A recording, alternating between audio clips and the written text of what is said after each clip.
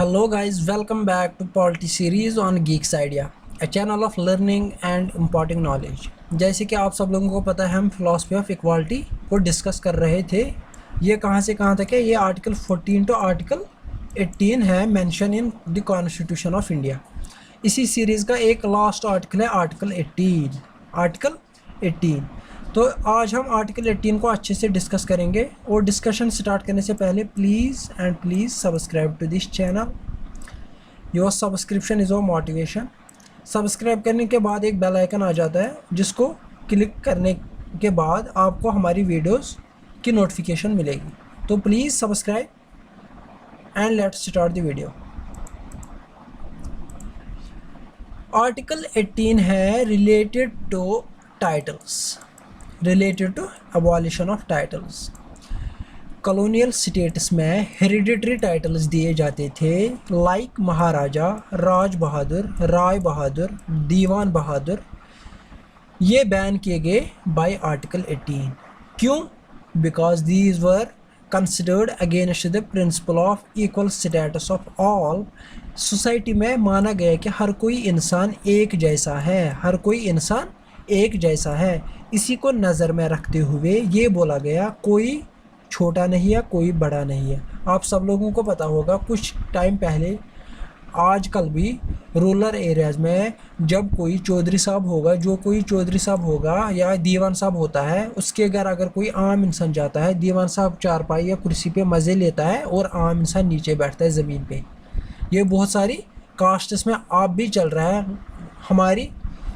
हमारे से कैटेगराइज किया हुआ कोई लोअर कास्ट इंसान, जिसको हम लो कास्ट बोलते हैं, या किसी को हायर कास्ट बोलते हैं, वो हमारी कैटेगरी है। तो लोअर कास्ट इंसान अगर किसी हायर कास्ट के घर जाता है तो वो नीचे बैठता है, वो तो हिम्मत ही नहीं करता है कुर्सी पे बैठने की, क्योंकि हमारी सोसाइटी में हमने ऐसे ही बना के रखा है। इन सब चीज़ों को हटाने के लिए, इक्वालिटी सोसाइटी में लाने के लिए टाइटल्स को बोला गया अलविदा बाय द कॉन्स्टिट्यूशन। ये जो आर्टिकल 18 है, इसके 4 फंडामेंटल प्रिंसिपल्स हैं। क्या? सबसे पहले ये स्टेट को प्रोहिबिट करता है from conferring any title on anybody, whether citizen और फॉरेनर। यानी कि कोई स्टेट किसी को कोई टाइटल नहीं देगी। ये जो इंडिया की कंट्री है, ये यहाँ पे किसी शहरी, किसी सिटीज़न को, चाहे फॉरेनर हो या चाहे इंडिया का रहने वाला हो, कोई भी टाइटल नहीं देगी, क्योंकि हर कोई एक जैसा है। That means this right is against state को बोलता है कि ये नहीं कर सकते आप। यहाँ पे प्रोहिबिट कर रहा है सिटीज़न को from accepting any title from foreign state. यहाँ पे अगेंस्ट है किसके? प्राइवेट इंडिविजुअल के, प्राइवेट पर्सन के अगेंस्ट है। उसको बोलता है कि अगर कोई फॉरेन स्टेट सर या कोई राय बहादुर, कोई महाराजा टाइटल देता है कोई और कंट्री, आप वो एक्सेप्ट नहीं करोगे, क्योंकि हमारी कंट्री में इक्वालिटी का प्रिंसिपल लागू किया गया बाय द कॉन्स्टिट्यूशन। इसी तरह अगर कोई फॉरेनर, बहुत सारी फॉरेन ऑफिशियल्स यहाँ पे होते हैं, यूएनओ के, WHO के, अगर उन्होंने इस इंडिया में कोई ऑफिस होल्ड किया हुआ है, तो वो कोई भी टाइटल एक्सेप्ट नहीं करेंगे from foreign state without the consent of president. जब तक प्रेसिडेंट इजाज़त नहीं देगा, तब तक कोई फॉरेन ऑफिशियल यहाँ पे किसी दूसरी स्टेट से कोई टाइटल नहीं लेगा, क्योंकि कंट्री की इंटेग्रिटी का सवाल है, सॉवरेनिटी का सवाल है, सिक्योरिटी का सवाल है। उसको नज़र में रखते हुए प्रेसिडेंट जो डिसीजन देगा वही करना है फॉरेनर को। इसी तरह एक सिटीज़न या फॉरेनर अगर कोई स्टेट का ऑफिस होल्ड किए हुए है, तो वो एक्सेप्ट नहीं कर सकता कोई प्रेजेंट, कोई एमोलमेंट या office.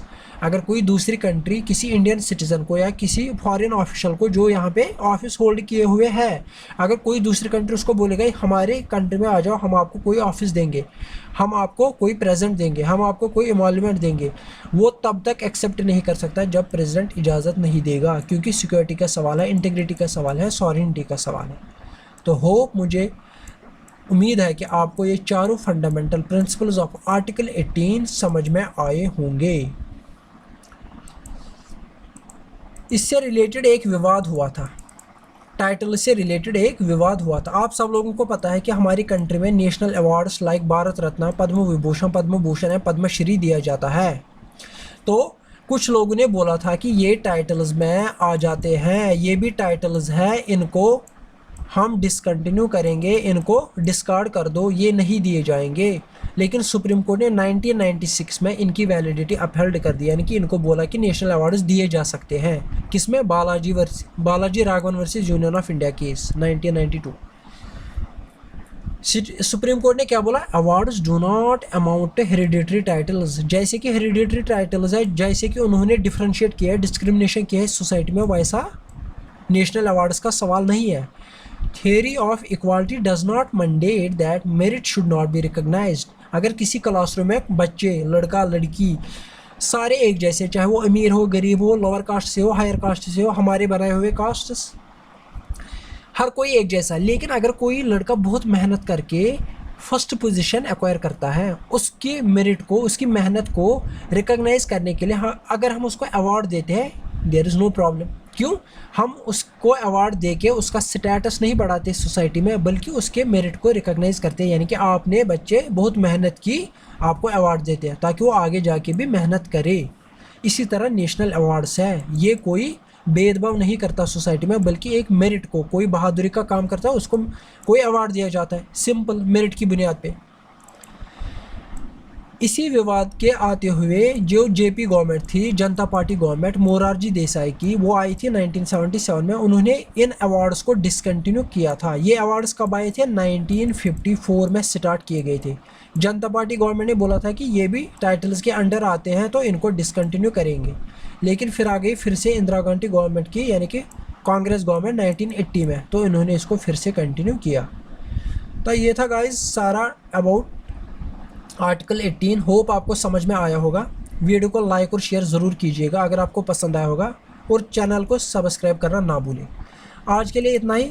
Thank you very much. मिलते हैं अगले वीडियो में, जो होगा रिलेटेड टू आर्टिकल 19, यानी कि प्रिंसिपल ऑफ फ्रीडम। तब तक के लिए बने रहे। Thank you very much.